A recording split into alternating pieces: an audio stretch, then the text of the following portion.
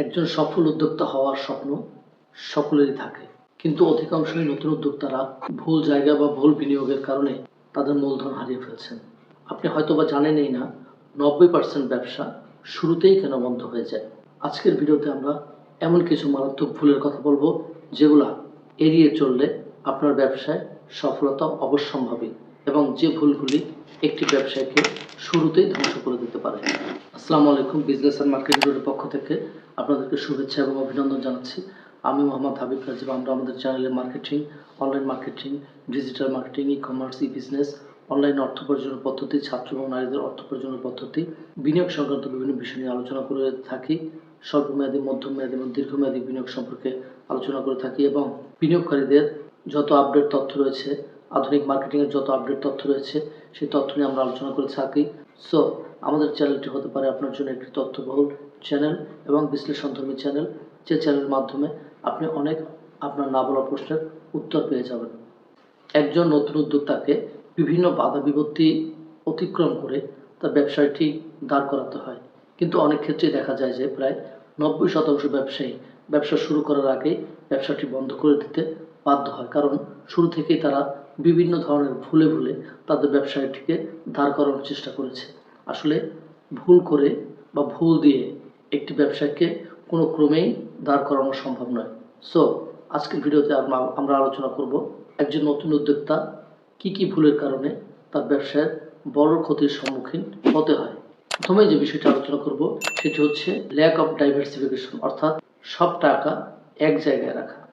ব্যবসার ক্ষেত্রে দেখা যায় যে আমরা যদি সব টাকা শুরুতেই একটি নির্দিষ্ট জায়গায় বা নির্দিষ্ট বিজনেসে আমরা অ্যাপ্লাই করি, সেক্ষেত্রে দেখা যায় যে সেই বিজনেসটি যদি কোনো ক্রমে লসে পর্যবেসিত হয় বা লোকসানে পর্যবেসিত হয়, সেক্ষেত্রে আমাদের পুরো মূলধনটি আমাদের হারিয়ে যাওয়ার সম্ভাবনা থাকে।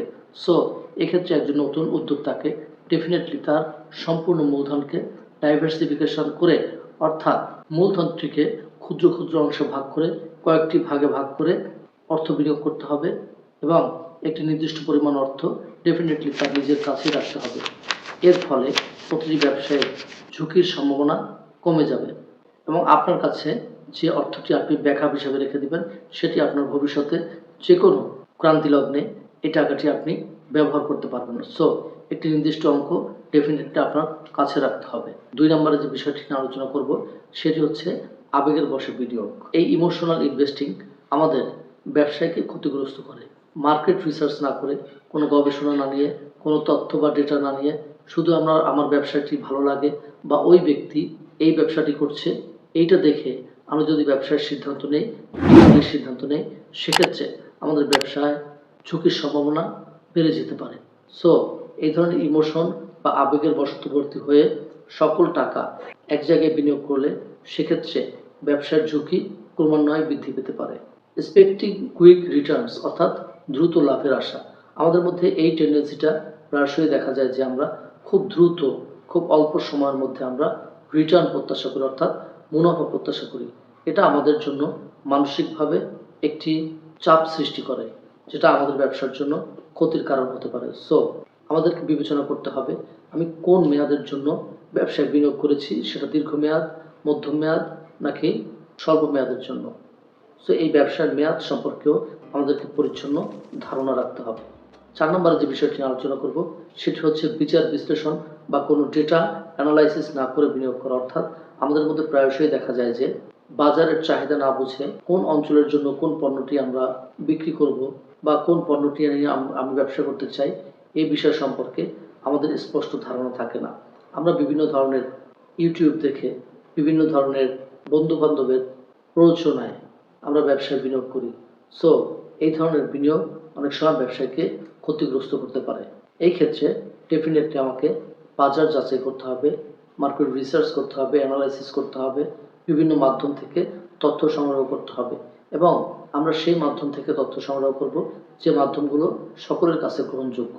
5 নম্বরে যে বিষয়টি নিয়ে আলোচনা করব সেটি হচ্ছে ব্যবসায়ে অর্থ বিনিয়োগের আগে ডেফিনেটলি আগে নিজের উপর অর্থ বিনিয়োগ করতে হবে। অর্থাৎ আমার দক্ষতা, যোগ্যতা, আমার অ্যানালাইসিস পাওয়ার, আমার স্কিল বৃদ্ধি করার জন্য আমাকে কিছু যদি করতে হয়, কোনো কোর্স কমপ্লিট করতে হয়, কোনো পড়ালেখা করতে হয়, ডেফিনেটলি সেই জায়গায় আমাকে আগে বিনিয়োগ করতে হবে এবং আগে খরচ করতে হবে।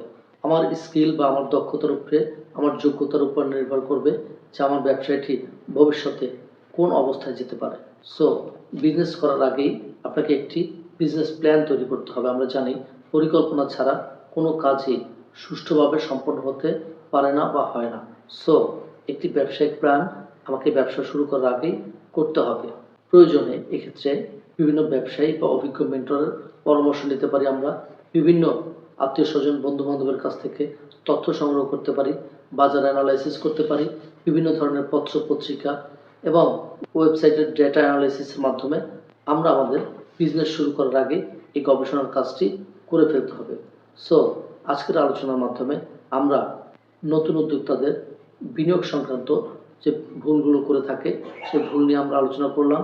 আশা করি এই তথ্যগুলো আপনার বিনিয়োগের ক্ষেত্রে, বিনিয়োগের সিদ্ধান্ত গ্রহণের ক্ষেত্রে কিছুটা হলেও পজিটিভ প্রভাব ফেলবে। সো আমাদের তথ্যগুলো ডেফিনেটলি আমাদের পেশাগত জ্ঞান, দক্ষতা, যোগ্যতা, আমাদের অ্যানালাইসিস, স্টাডি এবং বিভিন্ন মাধ্যম থেকে তথ্য সংগ্রহের মাধ্যমে আমরা এই ভিডিওগুলো তৈরি করে থাকি এবং আপনাদের সামনে তথ্য নিয়ে হাজির হই। সো এই ধরনের ইনফরমেটিভ ভিডিও পেতে ডেফিনেটলি আমাদের চ্যানেলটি হতে পারে আপনার বন্ধুর মতো।